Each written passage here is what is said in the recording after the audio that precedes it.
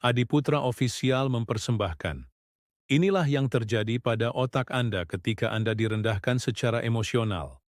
Bayangkan bangun setiap hari dengan perasaan seperti Anda berjalan di atas kulit telur, tidak yakin bagaimana hari itu akan berlangsung.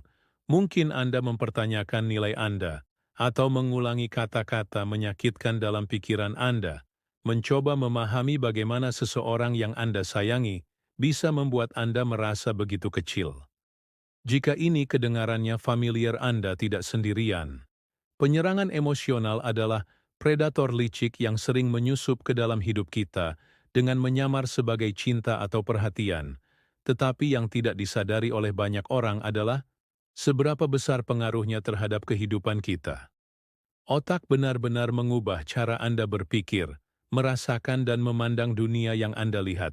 Penyerangan emosional bukan hanya tentang perasaan terluka atau kata-kata kasar.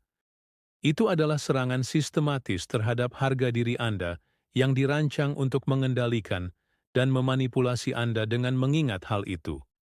Mari kita membedah apa yang sebenarnya terjadi pada otak Anda ketika Anda mengalami kekejaman seperti itu. 1. Perubahan dalam struktur otak. Dampak fisik dari pelecehan emosional. Ketika kita berbicara tentang pelecehan emosional, kita biasanya fokus pada dampak psikologis dan emosional. Tetapi hal itu sebenarnya dapat mengubah struktur fisik otak. Pelecehan emosional yang kronis menyebabkan otak Anda menyatu dengan hormon stres, seperti kortisol yang dapat mengecilkan hipokampus, bagian otak yang penting untuk memori dan pembelajaran, sehingga menjadi lebih sulit untuk berkonsentrasi, mempelajari hal-hal baru, atau bahkan mengingat detail dari kehidupan sehari-hari Anda.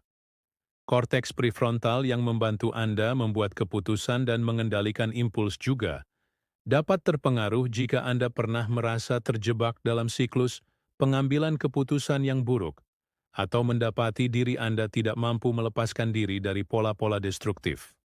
Inilah sebabnya pelecehan emosional mengubah otak Anda menjadi sebuah cara yang menyulitkan Anda untuk berpikir jernih atau merencanakan masa depan, membuat Anda terjebak di saat-saat kesakitan dan kebingungan saat ini.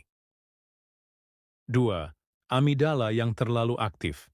Hidup dalam keadaan ketakutan yang terus-menerus membuat Anda selalu gelisah, bahkan dalam situasi yang sebenarnya tidak berbahaya. Itulah amigdala Anda. Yang bekerja amigdala adalah pusat rasa takut di otak yang bertanggung jawab atas perlawanan Anda. Respons early ketika Anda dianiaya secara emosional, amigdala Anda bisa menjadi hiperaktif, dan Anda merasa cemas atau takut, bahkan ketika tidak ada ancaman langsung. Keadaan kewaspadaan yang meningkat ini terasa seperti sebuah konstan kebisingan, latar belakang dalam hidup Anda, sehingga tidak mungkin untuk rileks atau merasa aman. Anda mungkin bereaksi berlebihan terhadap pemicu stres ringan, atau selalu mengharapkan yang terburuk, dan ini lebih dari sekadar perubahan mental. Ini adalah perubahan fisik di otak Anda, yang dapat membuat Anda merasa lelah dan gelisah. 3. Dampak emosional. Depresi, kecemasan, dan regulasi emosi, serta menyakiti perasaan Anda. Pelecehan emosional dapat merusak kimia otak Anda sepenuhnya. Neurotransmitter seperti serotonin dan dopamin yang mengatur suasana hati Anda menjadi tidak seimbang, sehingga menyebabkan kecemasan dan bahkan depresi.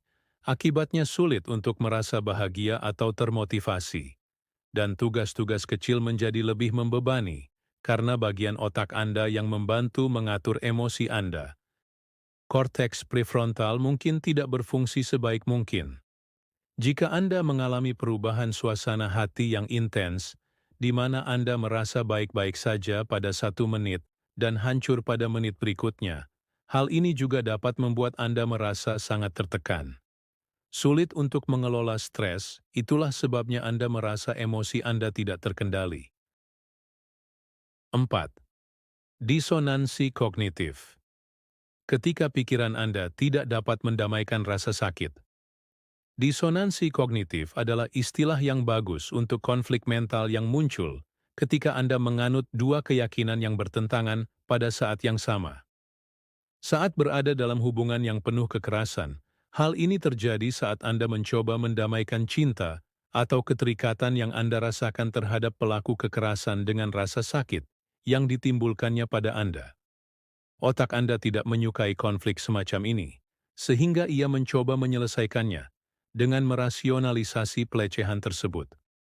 Atau meminimalkan dampaknya. Sayangnya hal ini dapat membuat Anda terjebak dalam hubungan, karena otak Anda terus-menerus mencoba memahami emosi kontradiktif yang Anda rasakan. 5. Trauma. Ketika pelecehan terasa, seperti cinta, ikatan trauma adalah salah satu efek pelecehan emosional yang paling berbahaya. Hal ini terjadi ketika korban membentuk keterikatan emosional yang mendalam dengan pelaku, karena siklus pelecehan yang diikuti dengan periode kasih sayang atau kebaikan. Momen-momen positif ini seringkali menciptakan ikatan emosional yang kuat, sehingga sulit untuk melepaskannya. Tinggalkan hubungan ini. Mengingat hal ini, otak Anda memainkan peran besar dalam ikatan trauma. Selama fase bulan madu dari siklus pelecehan, ketika pelaku kekerasan Anda bersikap baik atau penuh kasih sayang, otak Anda melepaskan bahan kimia yang terasa baik. Ini menciptakan rasa lega dan bahagia, sehingga Anda menjadi ketergantungan, meskipun pelecehan itu merusak otak Anda. Otak Anda mulai mengasosiasikan momen-momen kebaikan yang singkat ini dengan keamanan dan cinta, sehingga membuat Anda tetap terikat pada pelaku kekerasan. 6. Harga diri rendah dan persepsi realitas yang berubah. Mungkin aspek yang paling merusak dari pelecehan emosional adalah bagaimana hal itu terjadi. Dapat mengubah persepsi Anda tentang diri sendiri dan dunia di sekitar Anda seiring waktu. Anda mungkin mulai menginternalisasi pesan-pesan negatif dari pelaku kekerasan yang mengakibatkan rendahnya harga diri dan berkurangnya rasa harga diri. Dalam keadaan seperti ini, Anda mungkin mulai percaya bahwa Anda pantas mendapatkan hukuman tersebut, atau bahwa Anda tidak layak untuk dicintai dan dihormati. Menyoroti taktik umum dalam pelecehan emosional juga dapat mengubah persepsi Anda tentang kenyataan. Ketika pelaku memanipulasi Anda untuk meragukan ingatan atau persepsi Anda sendiri, Anda mungkin mulai mempertanyakan apa yang nyata dan apa yang tidak berakhir. Dalam kebingungan dan disorientasi, hal ini dapat membuat Anda semakin sulit untuk meninggalkan hubungan karena Anda tidak lagi mempercayai penilaian Anda sendiri. Kenyataan yang menyedihkan adalah bahwa pelecehan emosional adalah kekuatan yang sangat kuat yang dapat mengubah otak Anda secara drastis. Tetapi perubahan ini tidak harus bersifat permanen. Otak manusia sangat tangguh, dan dengan dukungan yang tepat Anda dapat mulai pulih. Menyadari dampak pelecehan emosional adalah langkah pertama menuju pemulihan, dan Anda tidak harus menjalani perjalanan ini sendirian, baik melalui kelompok pendukung terapi, atau sekadar berbicara dengan psikolog, atau bercerita kepada seseorang yang dapat Anda percayai. Mencari bantuan dapat membuat perbedaan besar. Penyembuhan memang membutuhkan waktu, tetapi hal ini mungkin terjadi dengan memahami bagaimana pelecehan emosional memengaruhi otak Anda. Anda dapat mulai mengambil kembali kendali atas hidup Anda dan membangun kembali rasa harga diri Anda. Terima kasih telah menonton.